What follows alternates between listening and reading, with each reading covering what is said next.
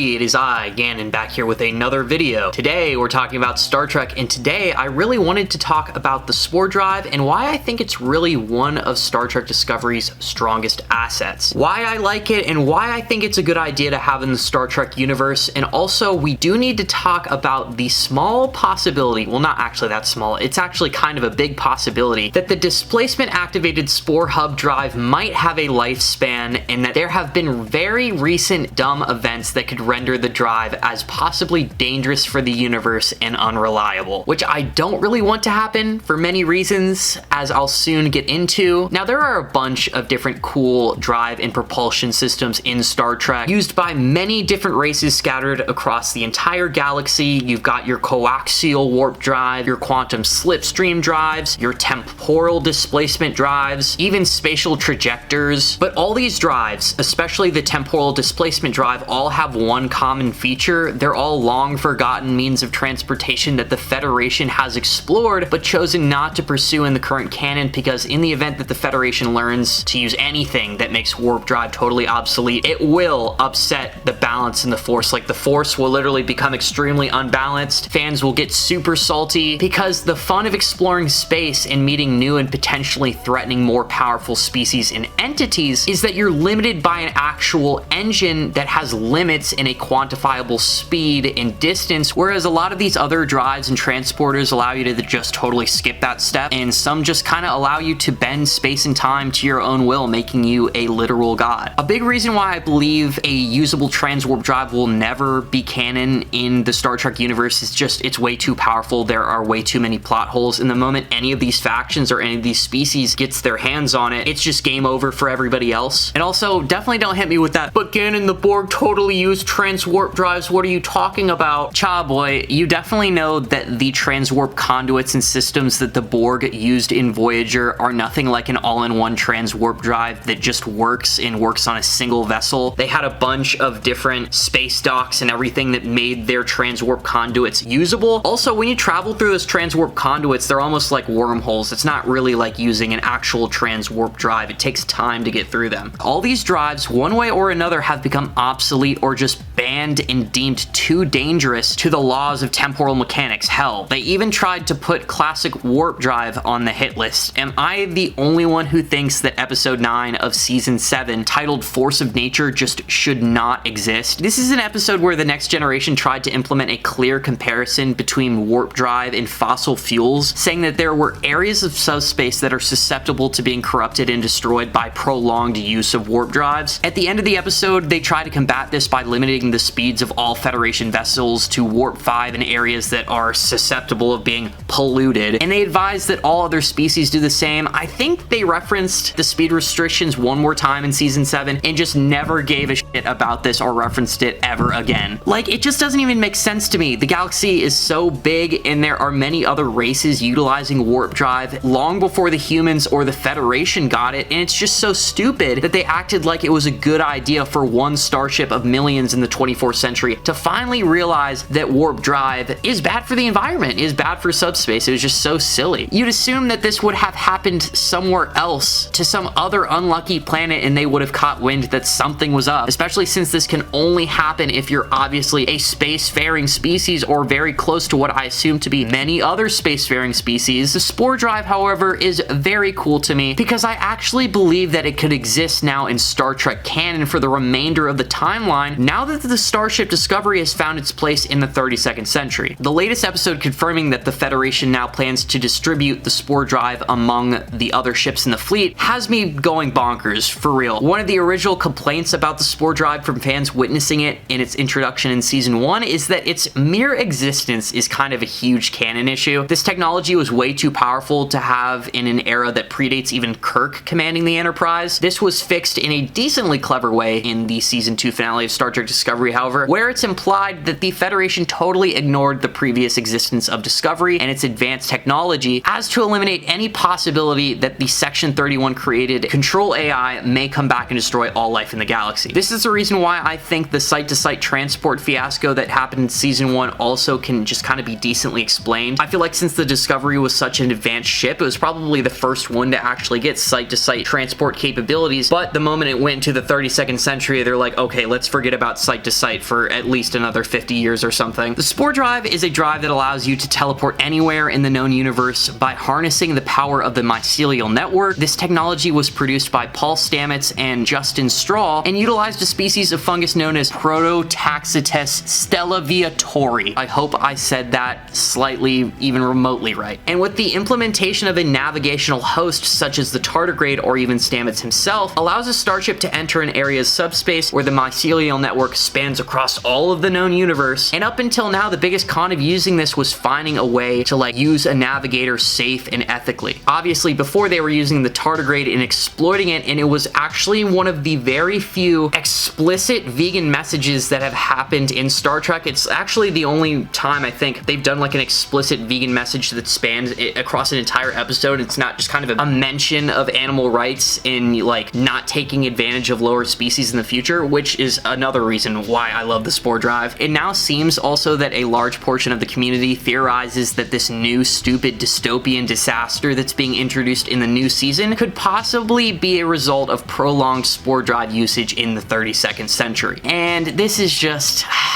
bad for so many damn reasons. I'm already kind of disappointed that Discovery feels the need to commit to this high stakes, oh no, the galaxy is gonna die every season. But if the writers feel the need to take their frustrations out on the damn Spore drive and make it obsolete, I will be so sad for so many reasons. In previous seasons of Discovery, it really seemed like the Spore drive was front and center and that the whole show really revolved around this experimental and unexplored different fabric of reality that was so trippy and cool. It's obviously making an allusion, by the way, to psychedelics and how they can help an individual quantify themselves and the universe. And as a person who's utilized psychedelics a handful of times and relished every experience, this is a very relevant topic that, in my opinion, can reach and appeal to the demographic Star Trek Discovery was really trying to tap into originally, which in my opinion is Gen Z. Like, you see that one Harry Mudd episode where they're dancing at that party, and you could just totally tell this is a Gen Z series meant for Gen Z people. I'm sure there are a bunch of new Star Trek fans my age who witnessed the Spore jumps and mycelial network scenes and were like, oh yeah, dude, that's rad. That's far out. That's hard. It's just so cool. There are multiple species like the Tardigrade and the U.S.S that live inside the network, and the fact that Culber's life force resided inside the network and that he was eventually able to be revived from it has been one of the craziest and boldest decisions made in any Star Trek show like ever. And while I'm not going to sit here and call it a huge Fortnite dub, I'm definitely saying that it was pretty cool and thought-provoking. Also, like, sure, the Spore drive is kind of overpowered, but definitely not in the context of the 32nd century. It doesn't completely nullify warp and impulse drives. As you can see, there is a finite power source that must be grown and stored in order to jump, and unless you've really stocked up on those shroomy doomies, I do not think every starship has the capability to use the Spore drive to travel 100% of the time. When concerning simple short-distance travel, space combat, and just simple maneuvering, the Discovery itself is a prime example of why outfitting all ships in the fleet wouldn't totally destroy space travel and trekking among the stars as we all know it. By the way, did you guys know that the Spore drive engine seen in the Mirror Universe portion of Season 2 created by the alternate universe Paul Stamets was said to literally have the capabilities of destroying the entire damn multiverse, which kind of understand how universes are quantified and all of existence. That's like everything. That is all of existence and more. So that's just so crazy how they just slipped in just in the middle of the season, not just galaxy doomsday, not just universal doomsday, but multi-universal doomsday. The Discovery writers really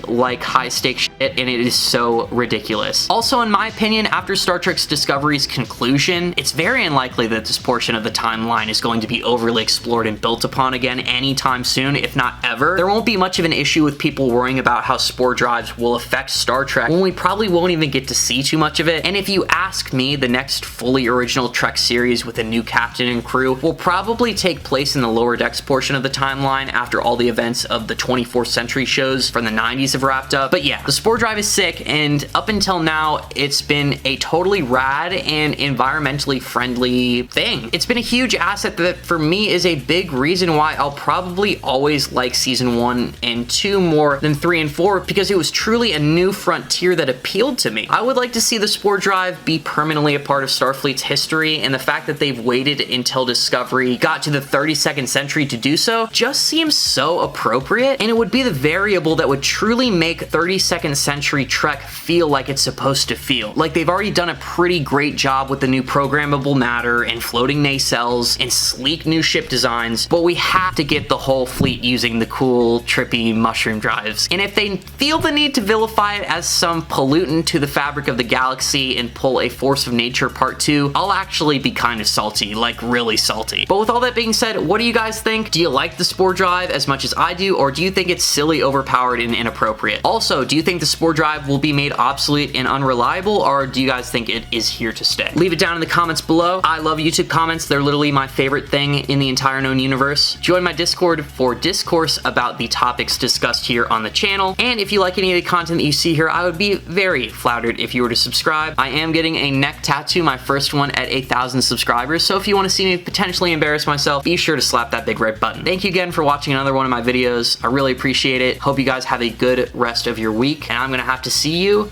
in the next one. Live long and prosper.